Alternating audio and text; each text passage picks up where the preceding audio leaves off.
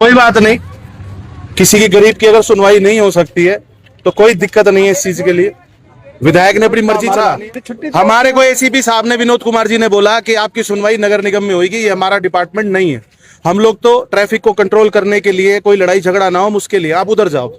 अगर हमारा कोई ऐसा अनशन का प्लान या कोई आंदोलन का प्लान होता, प्री प्लान, तो हमें पता होता शनिवार छुट्टी है।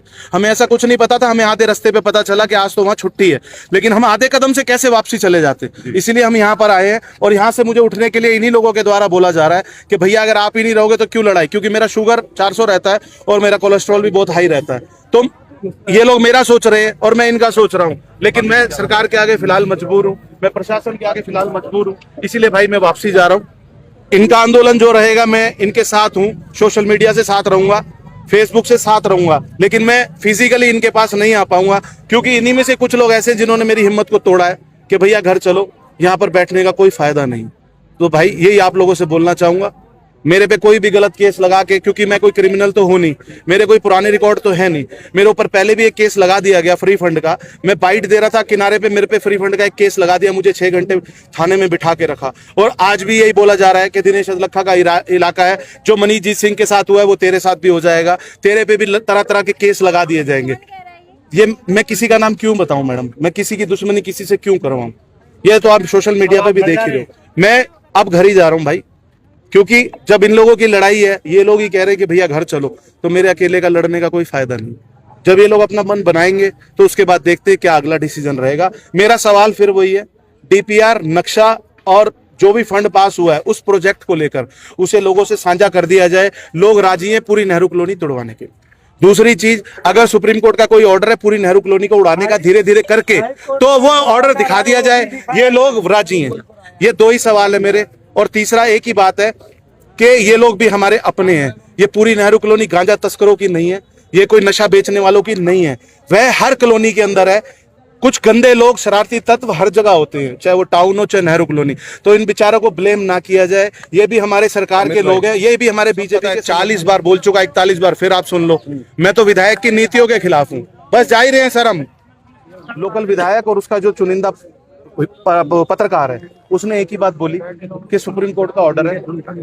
वो सुप्रीम कोर्ट का ऑर्डर अगर पूरी नेहरू कॉलोनी को उड़ाने का है तो लोगों से साझा किया जाए, ये हंस हंस के अपने घर कुर्बान कर दें। दूसरी चीज सर, अगर सुप्रीम कोर्ट का ऑर्डर सड़क के किनारे आए हुए मंदिर और मस्जिद को तोड़ना और मकानों को तोड़ना है, तो वो ऑलरेडी टूट चुका है, उससे फालतू ही टूट चुका है।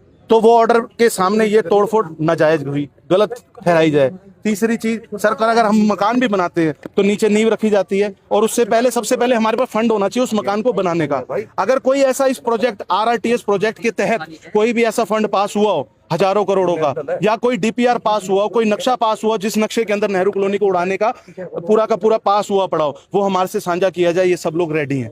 तीसरी चीज सर, जो इन पे नशा तस्करों का इल्जाम लगाया गया कि नशा तस्कर है, यहाँ पर ब्याज का काम होता है, यहाँ पर सारे लोग नशा तस्करी करते हैं, तो सर हर कॉलोनी के अंदर कहीं ना कोई ऐसे शरारती तत्व होते हैं जो नशे का काम करते हैं। चाहे वो सेक्टर हो 1 नंबर 2 नंबर एनआईटी हो, यहाँ पर भी इलीगल शराब बिकती है कई जगह, ये लोगों को भी पता है। गांजा भी बिकता है और अफीम भी बिकती है, ये सबको पता है। और महकमे को भी पता है, महकमे ने कई केस बनाए हैं उनके ऊपर, लेकिन वो लोग नहीं मानते। शरारती तत्व हर जगह होते हैं। सर सिर्फ ये गुजारिश है कि इन लोगों से ये 2 चीजें साझा कर दी जाए तो बिल्कुल ही एग्री करेंगे। मैं बताऊं आप, हाँ जी, बेसिकली क्या है कि आपका जो मंदिर, मस्जिद और वो वाला एरिया था, वो था सुप्रीम कोर्ट और हाई कोर्ट में हमको 3 महीने में एफिडेविट देना होता है। एक लिस्ट ऑफ स्ट्रक्चर्स है जो गवर्नमेंट लैंड, ग्रीन बेल्ट पे या रोड की साइड में जो जगह है जो हमारी है, सरकार की जमीन है, उस पर बने हुए हैं, तो उनको हटाने का था।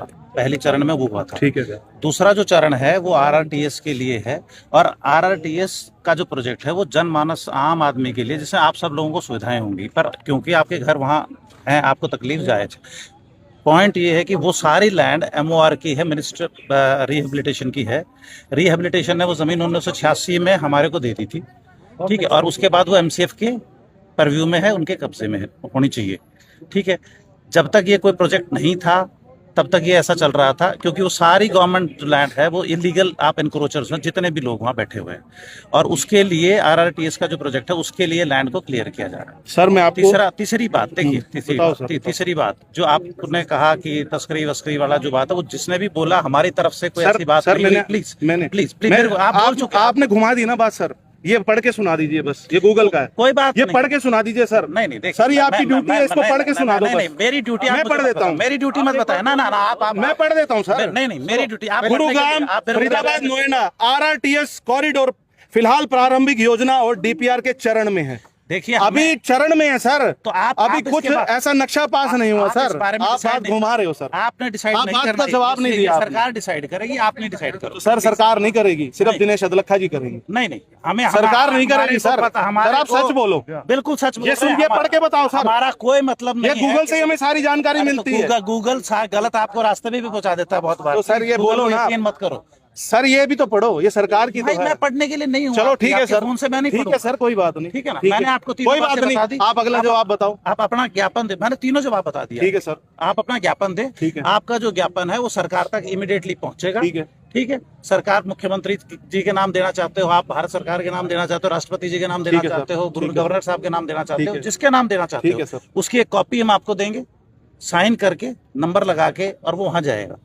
ठीक है, ये आपका हक है, आपका बात जो आपने कही है, और हमारा जिम्मेवारी ये है कि हम उसको ऊपर पहुंचाएं। सर देखो, बस। सर देखो, आप तो मेरे को लगता है आप लोकल विधायक जी के प्रेशर में हो। चलो जो सच्ची बात ये है। देखिए इन बातों भाई, इनको तो सर आपने पढ़ा ही नहीं मैं नहीं ना, सुनूंगा। आपने पढ़ा ही नहीं ना सर। हाँ, इन बातों आप वो तो मैं पढ़ो। आपके फोन से नहीं पढ़ूंगा भाई, क्यों चलो पढ़ूंगा? चलो सर, एक बार इंसानियत के नाते आप घर जाके अपने फोन से पढ़ लेना। नहीं, कोई खत्म बात नहीं, मैं पढ़ लूंगा। ठीक है सर। आप कृपया करके अपना ज्ञापन देना तो दें। ठीक, कोई बात नहीं सर, हम मंडे को दे दें आपको, कब दें? आपकी मर्जी है। आज ही बुलाएं। आज बोला मैं कोई स्पेशली आया हूं। कोई बात नहीं, अभी आपको 1 घंटे में दे देते हैं सर। नहीं नहीं, 1 घंटे में नहीं भाई, अभी देखो, मेरे को निकलना है। अभी 10 मिनट में दे देते हैं सर। आप 10 मिनट में 10 मिनट तो वेट कर सकते हो। 10 मिनट में दे दो, बिल्कुल इंतजार कर लेंगे।